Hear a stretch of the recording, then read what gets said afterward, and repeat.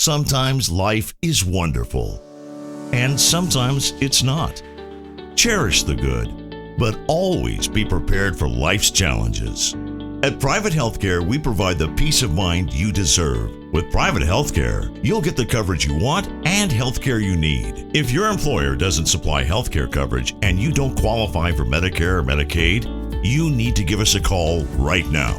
Private healthcare is private health insurance for ages 65 and under with medical, dental, vision, and even prescription coverage. When life comes at you unexpectedly, you need to be ready, and health insurance is your financial safety net. Health insurance has never been so easy and affordable. If you're looking for health coverage at the best price and your annual household income is $35,000 or more, give us a call at 800-733-6860. 800-733-6860.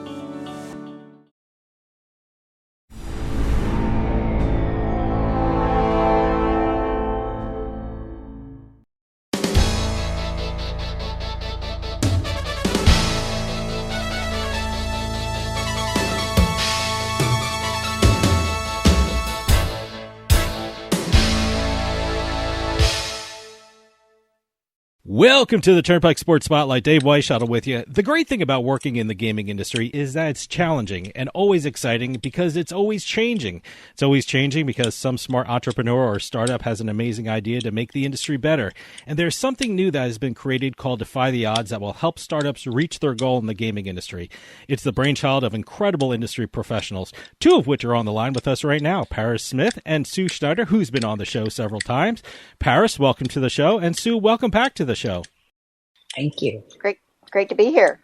Great to have you both on. You know, one of the great things about doing this show is we get listeners who work in the gaming industry, but are also people who don't work in the industry, but who are interested in how this industry works and how people get started in the gaming industry. I want to ask you both about your backgrounds and what led you to work in the gaming industry. And since Sue has been on the show several times, I'm going to give Paris the honor of going first to answer this question. So Paris, you've had an amazing achievements in this business. Tell everyone out there about your background in the gaming industry. So I started 29 years ago, and I was in Antigua, and I was a clerk that took bets. So I started at the very bottom before it was even an industry. You know, there is, people would come over to our office in Antigua from different islands and not even understand that you need different departments. It was just, you have a clerk that takes bets. Most of the time it was actually a professional bookmaker. Mm-hmm. And then the guy that I worked for decided to, you don't need to be a pro to type something in a computer. And we hired all women. So I did that company for 11 years. I helped run that. And then in 2006, I had the luxury to come over to Curacao and start with Pinnacle. It was an absolute monster of a company. Yeah. If you can't beat them, join them. Yeah, right. So that's, I was kind of annoyed being a competitor.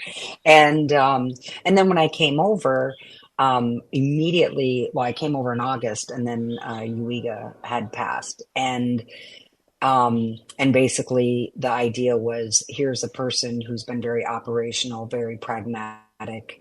Let's get her in here. So when we are going to pull the trigger to pull out of the U.S. market, we've got somebody who can actually execute that. And that was one of the main reasons why I was brought in.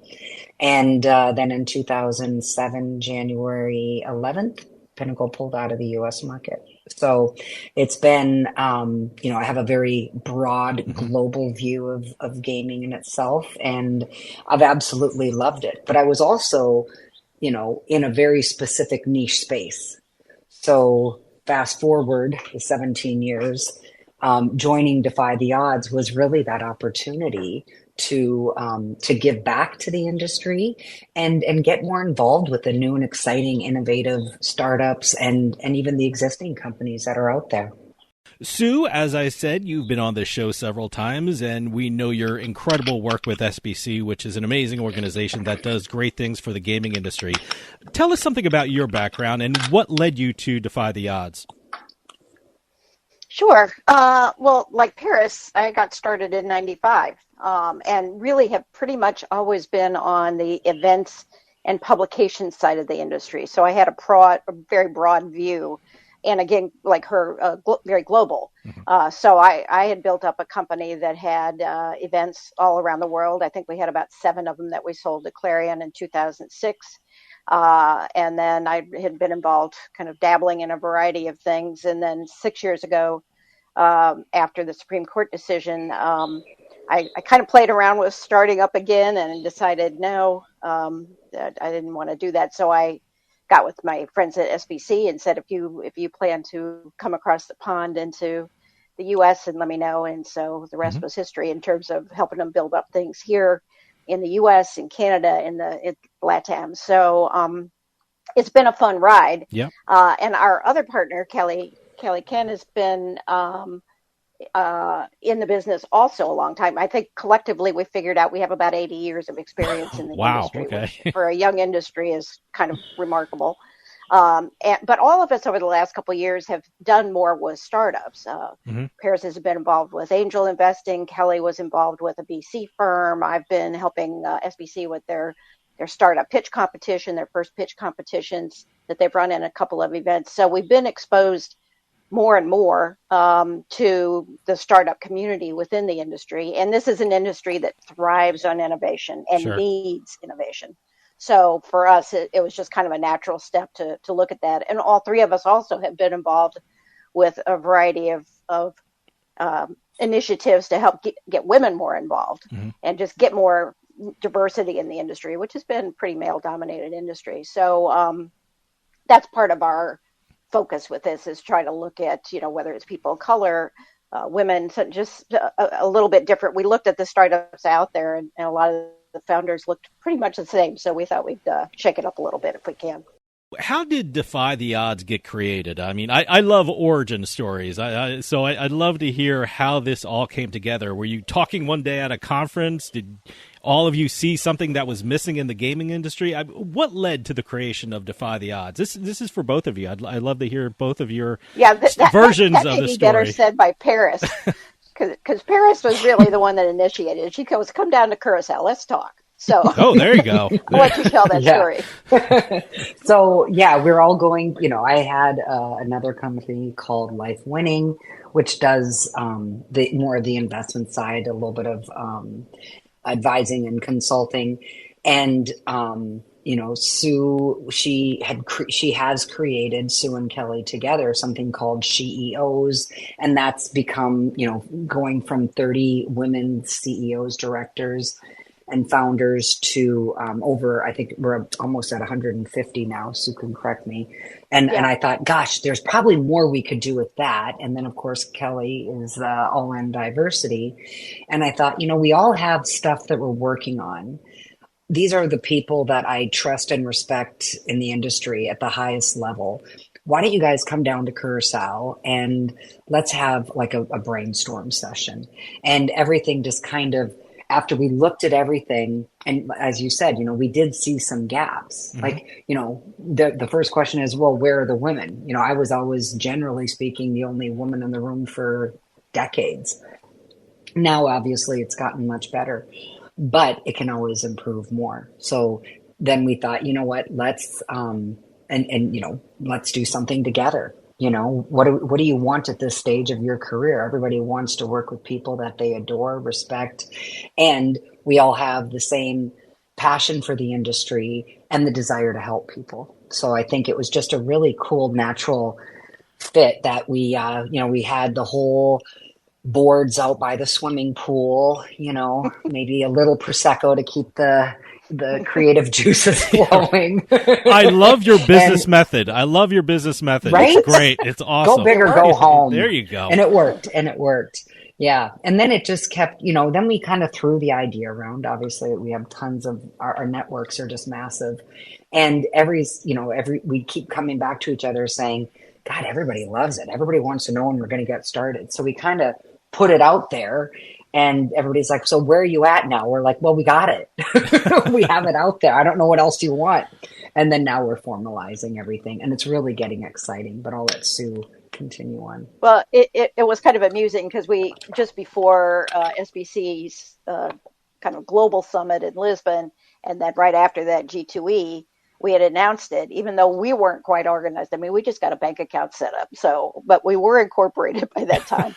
But, we're still kind of fleshing out exactly how it's going to work as we get into the meat of the services that we're doing. So, we kind of told everybody, well, give us about a month to get ourselves organized, and then we'll talk about it. Because the reaction to all three of us, I mean, many of us have had different people approach us, whether it's people in the industry that are interested in getting involved and helping, whether it's ideas, whether it's the founders. I mean, we're already evaluating probably 8 to 10 different founders out there. Nice. Yes. And we probably are going to be announcing pretty soon kind of the first tranche of folks that we're going to be working with to try to help them, as well as working with the bigger companies. I mean, I think that's what's really important, is that you don't want to be stale. This is an industry that the consumers demand new things and innovation. So, and I'm not sure we've really, as an industry, risen to that challenge yet. So that's really what we want to focus on, is try to figure out how to get some new ideas, products, and innovations out there. That's kind of the bottom line with it. That kind of leads me into my next question. What do you both think will be unique about Defy the Odds for the gaming industry? What do you think will set Defy the Odds apart? Will it be the type of startups you work with? Will it be the type of clients you work with? What are both your goals for Defy the Odds? Paris, why don't you start up? I think the goal is, we've been around so long, we've made our mistakes. For me, I just want to help people get there faster and more efficient.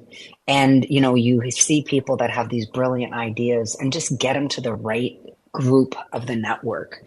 There's so many different characters, if you will, within our industry. And, we have great relationships with many of them, but, there's certain groups that complement other people more than others. And, so to really help them get established and really start creating what they want to create within the industry. And when I say they, it's people that have reached out, or they're not even sure where to go. And then they see, there's 3 ladies, Defy the Odds. Let's reach out to them. Yeah. I've heard of them. I heard them on a podcast.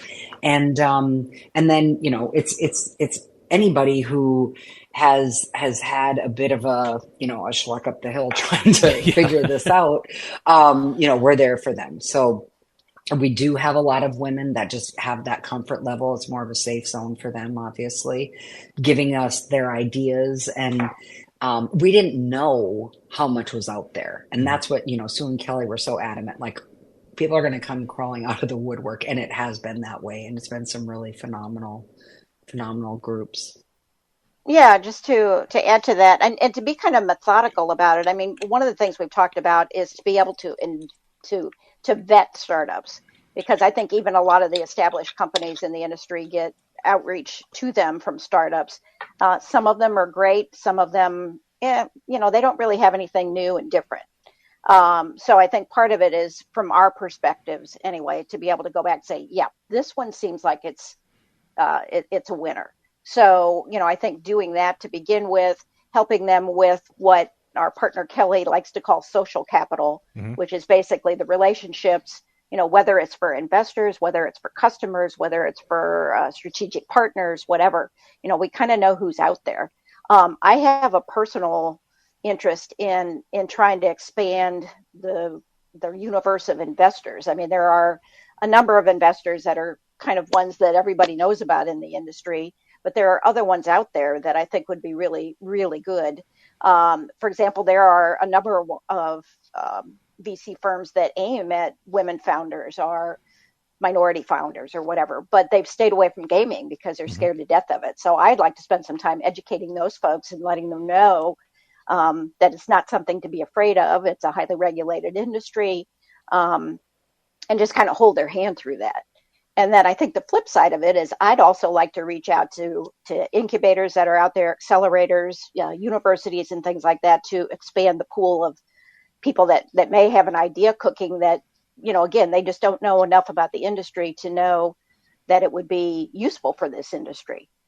Because we like to say this is aiming at the gaming industry, but adjacent to it. So, I mean, some of the founders that we're talking with are ones that are related to fan engagement and things like that. They're still going to tie in really with gaming in some way, but just to kind of expand that pool so that we get, more ideas and more innovation that can come into the industry, and also to encourage the more established companies to look at it. Maybe they have entrepreneurs, people that are trying to start new services up within their companies and provide some support to them. So, we're just trying to expand that pool. Sue, you almost predicted my next question. I mean, the amazing thing about Defy the Odds is you both have so much experience in the gaming industry, along with a lot of contacts in this business. I mean, curious, how will you determine what projects you work with? What is the process for both of you? Do you both have certain criteria that you look for in a project, or is it sometimes the case of, hey, I like it when I see it, and my gut feeling says this is going to be important to the industry?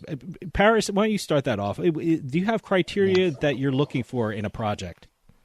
Well, for me, it's the entrepreneur. Mm-hmm. When we're talking to people, the level of understanding and energy, their ability to listen and pivot if required, those are really important to me. And then a lot of it is gut instinct and, what makes sense. So once you hear it, if they know what they're talking about, it's crystal clear. If they're kind of like, I'm kind of thinking about something, for me, I've been part of an organization for so many years. When you talk about developing something, talk is cheap. You got to have a product. So, it's, I prefer to see something that has had a bit of sweat equity or, some bootstrapping in the very beginning. And then, now they're trying to scale. I personally, when I invest, I love to look at that. But from Defy the Odds, it's really, how can we provide assistance to guide them? Mm-hmm. Well, do we understand what their specific product is, and do we feel like we can reach out to the right people to support them? And then eventually the next phase is going to be, how much bandwidth do we have? How about Sue? Do you have boxes that you check when you are faced with, what projects you want to work with, or do you rely on gut feeling as well? Well, there's a lot of that, but I think part of it is just looking at what the industry needs. Mm-hmm.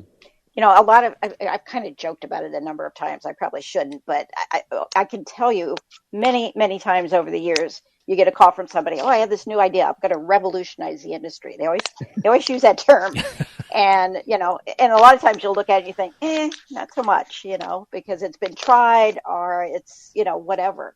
But they may not know that because they don't have the history and they don't have the relationships. That's been the value of me being on the event and editorial side, because I've had a chance over 30 years to see what all's been out there and what's been tried and what's worked, what hasn't worked. So, but I think I tend to go more, having been a founder of myself a couple times in the past, that it really gets down to the entrepreneur and, whether they have the passion for it, whether they can learn. Because again, I think the value that we bring is just knowing the industry. Yeah, and many of these people do not have that. So if they're a quick learner and can take advantage of it, and whether they really see the vision for themselves. A couple of people that we've talked with, we came out of the calls with them saying, this could be so much bigger than they are looking at right now. Yeah. So, it's fun to watch, and every case is very, very different. But, a lot of it just gets down to the founder. I'm really glad you brought that up. I mean, I've always thought of how challenging it can be as a startup in the gaming industry, because in my mind, you have to hit a couple of benchmarks. First, is the idea and the concept great and important and creative and make a real impact in the gaming industry? And second, can they take that idea and make it successful through their day-to-day business operations? Have you found that the idea is great? However, what needs to be more developed is the business that will make the money based on the idea. I mean, what will Defy the Odds role be if you see a great idea, but it's just the daily business part of it that needs to be modified a bit? Paris, what do you think about that? Yeah, well, I think that's where we'd come in more as an advisor to really help guide and just, give them, that support. The nice thing is, we all have some form of operational expertise that we can provide. I have a saying, not all startups are created equal. And, if it's an idea that you're passionate about, do a double check and make sure that it's actually a requirement in the industry. I have a little joke about, and I shouldn't say, but I can't help myself. The exchanges, everybody has a revolutionary exchange, as Sue pointed out. So, Sure. It's really, I think, just helping them really understand how do you get to that point where this is something that people are going to look at seriously as well, because especially if you're looking for money and investors, you need that. I think the overlay that we have to continue to put in, if we were talking startups from 10, 15 years ago, it was a different story. Today, because of the regulatory overlay, it's even more difficult for startups, because if they're a supplier, for example, and they want to go into the US and they want to go into 10, 15 states, being able to get licensed is a very expensive venture. So that's where, again, that maybe they need to do that through a partnership with an established company that has a license to be able to, allow them to, at least the way to get in and get started with it. So the regulatory side, again, it's just dramatically different than it was 15, 20 years ago. And it's a challenge because of the cost involved with it and the knowledge and the availability of being, vetted in a number of jurisdictions and things like that, whether even globally. So it's as it's evolved, it's gotten even tougher, which is just another hurdle for startups. Well, let me ask you about that. Both of you have worked in the industry a long time and have seen incredible changes to the gaming industry, whether it be iGaming or sports betting and the technology that's being used in this industry. Where do you see the trends going in the near future? When we're talking about startups and entrepreneurs in the gaming industry, where do you see this industry headed, and what do you see as important to keep in mind if you are a startup in the gaming industry? I think a lot of, sorry, you go, Sue. No, go ahead. A lot of the reality of the issues that people have, that operators have, are regulatory compliance, keeping up with that. So that's something I think where, the European leaders, they have stated, that would be something they'd be most inclined to look at first. Ancillary products that are going to take a database and add another level, that's actually, you have to integrate, it goes into the pipeline. It becomes a lot more complicated. But then also, what I like is the community / acquisition retention products, because marketing is not marketing anymore. People have a marketing director, a social media manager. It's not a person. It doesn't exist. It's a strategy. It's, sometimes you have a company that has 30 people that are executing an amazing social media product. And those are the types of things that companies are going to start wanting to acquire, because they can't, their acquisition funnels are just getting more complicated all the time. And I guess I would add to that, just because we made a decision early on to look not only at a direct gaming product, but those that are adjacent to it. And I would point to whether it's cybersecurity or marketing or fintech, or, there's a whole range of things that are out there. And there might even be some companies that are really very well established in other industries that would be applicable and good for our industry to have. So part of that is taking a look at the broader range of products that are out there. I would really agree on the marketing side, because I think there's quite a shakeup going on right now in the affiliate world. Yep. And so I think that from an operator standpoint, they're all looking at what other kinds of options are there that would give us direct access. That's why, again, we're looking at a couple that are more fan engagement type of things that not only are good for the gaming industry, but are good for teams and leagues and things like that, to build up those relationships with the fans and the players out there. So that's the part that I think will be kind of fun, actually. I'm glad Paris mentioned regulations. I mean, as a gaming lawyer and talking to startups as well as talking to established gaming operators, it seems like one of the biggest challenges they both face is innovation. And when I say that, I mean, they always talk to me about their AI products or how they're trying to create customization bets for their customers. However, they always tell me the real challenge comes when, they say they have to innovate, but they also have to stay within the rules and regulations that are different in every jurisdiction. Is that the big challenge that both of you see that a lot of businesses face, especially startups? They have to create and innovate, but they have to do so within the confines of the rules and regulations that are different in every jurisdiction. Yeah, I think it's particularly problematic in the U.S. Yeah, because yeah. you have, 38 jurisdictions for the sports betting side, at least, not so much on the iGaming side, the casino side. But I think that's one of the biggest challenges. How do you do that? And again, some 25-year-old that's got a great idea is not going to be knowledgeable about that. Sure. So that's where, again, they really could use some guidance on that kind of stuff to know what the pitfalls are and how to navigate through that. Yeah, no, I agree 100%. It's sometimes it's a little bit sad because I feel like if it was more of a broad stroke approach, sure, then, it could be a win-win where there's regulation that creates everything that we want to with responsible gaming, looking out for the customer, giving the customer the best experience, and collecting taxes. Everybody wins. But now it just feels like, it's so discombobulated. Everybody has a different rule for everything. Sure. It becomes cost prohibitive for people that do have innovation to actually, keep the momentum going to create something that could benefit. So, my hope and dream is at some point that it starts getting a bit more aligned and a bit less cumbersome and more back to the basics of what we are all trying to achieve in the beginning. So I got to ask you, when you're contacted by a person or a startup with an idea or a concept for the gaming industry, what kind of material should they prepare for both of you? I mean, do you both want to see a cover letter first? Do you want to see a business plan? Because I guarantee you there's a whole bunch of people out there listening thinking, hey, I got a great idea. I'm just going to contact them. But what do you both want to see from a potential customer or a potential client for Defy the Odds? Sue, why don't you go first? Well, I mean, I think what we've been getting is decks from people that try to tell their story. And some of them are great. Some of them need some work in terms of if we are going to work with them, how to get it in a shape well enough to go to investors or partners or that sort of thing. So, I think that's probably the one thing that we've consistently gotten from people so far. So that's probably in a nutshell would be a good place to start.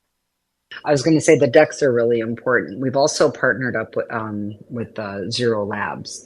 So, they have their cohorts, and then we have the ability to kind of it's a kind of confirm and verify that they're on the right track. Mm-hmm. A lot of times the SMEs there, they help guide and direct, and the people within the organization of Zero Labs, they help guide people and help them understand, your idea is great, but you can't present it as pure passion. It actually has to be a business as well. So, and then talking to people, that's huge. That's when you really can understand. Sometimes the deck looks great, but, once you start talking to them, it doesn't make sense. So I always love that direct contact. Okay. Well, we're coming up at the end of the year, and I'd like to hear from both of you what you think the new year will hold for Defy the Odds. Give me your business plan for the coming year and what you see Defy the Odds doing and what kind of projects you hope to be working with in the coming months. Paris, why don't you take that? Well, we are talking to a number of people, as Sue had mentioned earlier. And I think, just to get people up to that next level. I feel, hopefully by the end of next year, we have some people that are positioned. If they'd like to exit, they would have that capability. And just, again, making sure that everybody has the right connections to be the most successful, to have the opportunity to be the most successful, whether that be, a lot of times people have a phenomenal idea, but it's not a business. It's actually a product within a business. So to partner people up and allow their dreams more or less to come to fruition is my goal for the year. Yeah, I think, again, but I would imagine that it's going to be fairly soon that we're going to be able to offer out maybe 5 or 6 that we've decided to work with from the beginning. So getting those, up and running, and they vary. I mean, we really want to kind of concentrate on early stage. And we have some that just have a concept, haven't even incorporated yet, to those that are actually already making a little bit of money. Mm-hmm. So, we've gotten kind of the whole range presented to us. But to get, those first set of folks that we're going to work with up and running and into it, it's a tough time. As you may know, if you are working with startups, it's a tough time on the investment side. Sure. And it has been for a little while. So, but again, I think that's where maybe we have some advantages because we know who all those people are. We know what kind of things they're looking for, what they are currently investing in, and can maybe cut the search process down for the entrepreneur as to, don't just go out and do a big shotgun approach to all these investments, these VC firms, but let's be real targeted. And part of it, I think, is us maybe even being more methodical and having a matrix on which investment group is doing what kind of investments. What do they like? Mm-hmm. What don't they like? What are they staying away from? So, part of it, I think, is some data analysis on our part. And one of the things we haven't talked about is our intent to build a community. Okay. So we're actually looking at platforms that will include the investors, the startups, advisors, hopefully some regulators in there to help advise, to do training, to do, a variety of things. So for us internally, I think it's a matter of getting that community up and running, getting a platform that makes sense, to allow for that interaction, to make it easier for those partnerships to come about. Well, some big news happened in Missouri, and I can't let this moment pass without asking Sue, who is a Missouri resident, about our feelings about the sports betting in Missouri and the recent ballot proposition in the state. By the narrowest of margins, I can't believe how many times have you come on this show and I kind of, hey, what's going on in Missouri? Nothing? I guess not. Yeah. But it looks like something's happening. So what are the next steps for Missouri? Well, that's a really good question. I think first, I guess it qualified for a recount. So we'll see if anybody wants a recount. Hopefully not. But then they'll get up and running. I do know that the regulators have actually been working on regulatory structure for the last probably year and a half. So I don't think it's necessarily going to take a lot of time for them to get rolling with the structure. I think they're hoping for, maybe by NFL season next year to have everything in place, have people licensed, all that. It's been a journey. There are, I think, 8 states that surround Missouri. Other than Oklahoma, the rest of them all have gaming. I always like to tell a story about the marina where we keep our boat, and the guys from Missouri set up accounts in Illinois with FanDuel or DraftKings and boat over 6 months of the year to the Illinois side of the river. So, I mean, it's been a bleed in many, many ways. So hopefully we're over that. I mean, it was a legislative mess for years because it got caught up in the crossfire with people that have a lot of the illegal slot machines in the state that they wanted to get legalized. And so they had one senator in particular who basically says, well, until you legalize this, we're not going to let you have sports betting. So it's been a struggle, but hopefully we're over that. So it's possible that Missouri will be the only state next year that will launch sports betting. So obviously the sports betting industry isn't expanding at the rate it has during the past couple of years in this country. So that industry is changing, which is to be expected. In terms of expansion for the entire gambling industry, where do you see that happening? I mean, we've had guests on this show where they talk about expanding online casinos. Lotteries have become an important part of the gaming industry. Esports has become incredibly popular. Brazil has become a really interesting gaming market. Where do you both see the next entrepreneurs making their mark in the iGaming industry? And do you see technology emerging that could benefit all of these different types of gaming at once? Paris, why don't you take that? That's a slippery slope with the newest sweepstakes conversation. Oh, yeah. That's a tough one.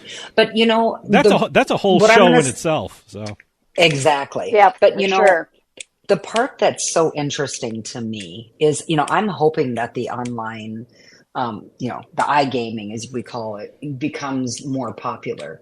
I think the one thing that people don't really appreciate is the lack of regulation, and good regulation creates the black market. Yeah. Whether it's, it's a controversial thing to say, I get that, but I live in the Caribbean, so I can say what I want. But, it literally is, there's the market that's out there that exists today is so massive. And it's because nobody else, they don't have an option. So, I think if we could get past that, and again, in a perfect world, we'd have a more collaborative approach to regulation, that it's not to monopolize and create certain advantages so there's a disadvantage for newcomers. That would be the greatest gift I could see for Christmas this year. Yeah, I've been both surprised by how quickly the sports betting got legalized and how slowly the iCasino side has gotten legalized. Mm-hmm. I think we're at 38 for sports betting.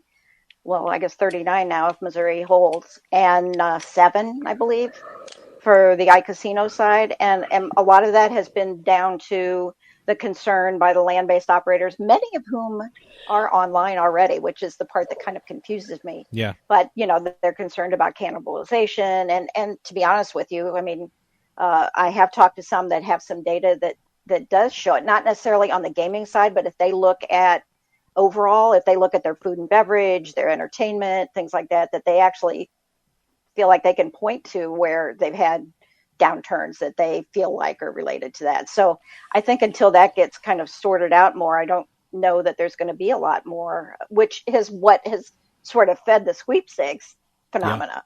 Yeah. And that's going to have to get settled one way or the other. I'll be going next month down to the National Council of Legislators from gaming states, and that is a hot topic on their agenda. So I know it's on their radar, and I would imagine it will get settled pretty soon. But the thing is, there's a demand. Yeah. So if people want to play it, and it's not going to be done through a regulated market, then people have found loopholes, which have been very lucrative for some companies. So I think all that stuff will shake out next year. Okay. I couldn't predict how, but I do think there'll be more definitive guidelines on that, so that at least the controversy might be over with. Do you think the sweepstakes issue will be settled by next year? Do you think, in the U.S. anyway, do you think the regulations will be in place for the sweepstakes? And as advisors right now, how do you treat that subject in the iGaming industry? Paris, how do you deal with that? Yeah, we always stop and take a lot more care in looking at anybody that has anything to do with sweepstakes. I think the reality is the quote unquote loophole that currently exists that allows a sweepstakes is very, very oddly similar to the loophole that allowed daily fantasy. Yeah. When we were sports betting, we were like, I can't believe that DraftKings and FanDuel are getting away with this, but they did. Yeah. And by golly, who are the two biggest front runners in gaming, because they have the biggest databases and they have the biggest, leap ahead. I hope that there is an amicable solution to this, and whereby these sweepstakes companies, they will be the next big competitors if it's done properly. They have the databases, they have the much better tech, which is one of the things that are very appealing to people. So, I really do hope that it is resolved amicably, and it's not, again, maybe DraftKings, FanDuel can appreciate where they came from and understand that it is a transition, from a regulatory perspective, and then allow them to be real competitors so we have a better competitive market in the U.S. Sue, do you think the sweepstakes issue will be, settled in the new year, or is this going to be more indecision and, trying to figure out what's legal and what's not? Well, I am not a betting person, but I would bet money that there are going to be a number of states that are going to have this on their agenda for the legislative session that'll start up in January. If for no other reason that you're going to have, existing gaming operators that are concerned about it, saying to them, look, this needs to get dealt with one way or the other. So that's going to start a whole nother lobbying effort in those states that are going to tackle it. So I think there's going to be some by the end of next year's legislative sessions that have determined a way to navigate through it. I mean, I have no way to predict what those outcomes will be, but it's definitely on the radar. So I think it's going to be something discussed in a lot of state houses next January. Paris, Sue, we're running out of time, but can you give out your contact information or a website so people want to learn more about you and get in touch with you or learn more about Defy the Odds? They can do so. And if you have any social media addresses you want to give out, please do so. Okay. Well, we do have a LinkedIn page, and we do have a website that's very basic at this point. It's dtolaunchpad.com.